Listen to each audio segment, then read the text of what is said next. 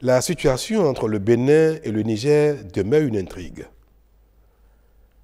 Il y a environ une semaine, je crois, les autorités nigériennes nous ont saisis par écrit pour solliciter la tenue d'une réunion du comité interétatique de suivi du pipeline pétrolier.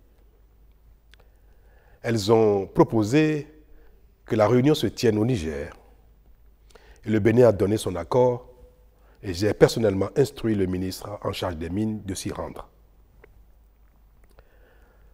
Il s'y est donc rendu le lundi dernier et les trois parties, c'est-à-dire le Bénin, le Niger et la société chinoise WAPCO, se sont retrouvés à Niamey pour évoquer les voies de mise en œuvre normale du contrat de transit du pétrole nigérien par le Bénin.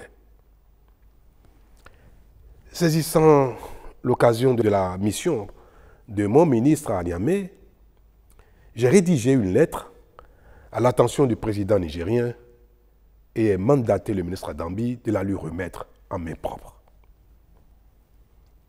En ce qui concerne la réunion du comité interétatique, le Bénin, par la voix de son ministre, a réitéré la disponibilité de l'administration béninoise, notamment la douane, à coopérer avec la douane nigérienne en vue du chargement normal et régulier du pétrole nigérien au terminal de Sémé, pour autant que les formalités douanières de transit soient possibles.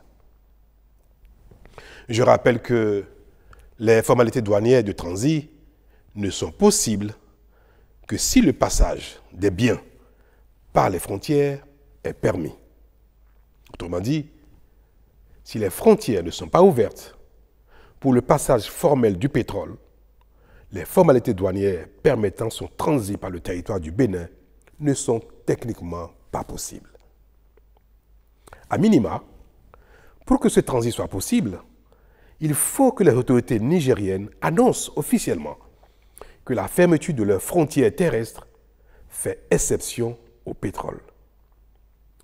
Une telle clarification serait susceptible de permettre un traitement juridique différencié du pétrole venant du Niger. À défaut de ce minimum, toute formalité douanière de transit du pétrole reste légalement impossible entre le Bénin et le Niger. Telles sont donc les clarifications que le gouvernement béninois a chargé le ministre Adambi d'apporter à nos partenaires à Niamey. Mais selon le compte rendu qu'il m'a fait hier à son retour, le ministre Adambi, il ressort que la partie nigérienne présente à la dite rencontre n'a apporté aucune réponse à nos préoccupations et attend ou attendrait de recevoir les instructions de ses plus hautes autorités. Alors je vous parle. Je n'ai reçu aucune clarification ou information de nos frères nigériens allant dans le sens attendu par tous. Mieux, le président Tiani n'a pas reçu le ministre Adambi, que j'ai pourtant expressément chargé de lui remettre ma lettre d'apaisement et d'invite au rétablissement de la fraternité et de la libre circulation des personnes et des biens entre le Niger et le Bénin.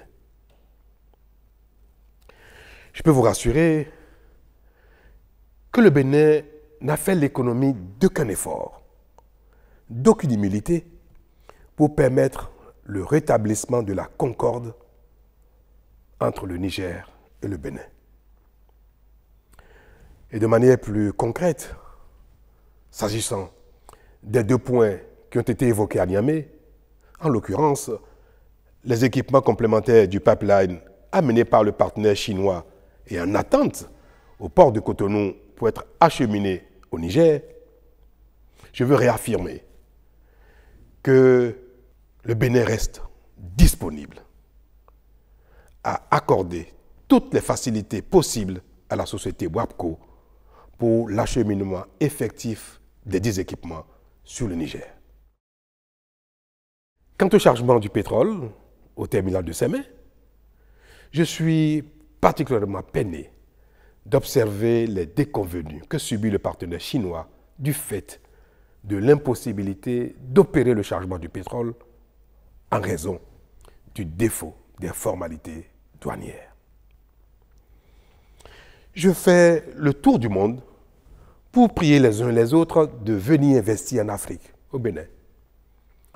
Parce que pour nous, c'est la principale voie de nous développer. Et me voilà, témoin de ce qui fait la réticence des investisseurs et qui pénalise l'attractivité de notre continent.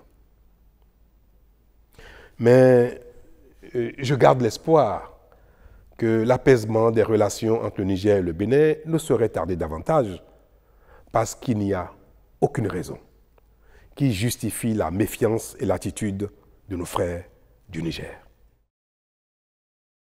Le temps de la protestation et des sanctions en raison du coup d'État qui a eu lieu au Niger est passé. Ce temps est passé pour tout le monde. Et il n'y a plus rien qui justifierait aujourd'hui que les autorités béninoises ne soient pas dans la bienveillance à l'égard des autorités nigériennes actuelles. Mais en attendant, nous chercherons les voies et moyens pour aider la société chinoise WAPCO afin de limiter leurs souffrances et préserver leur intérêt pour l'Afrique. Voilà ce que j'ai à vous dire sur la situation. Merci.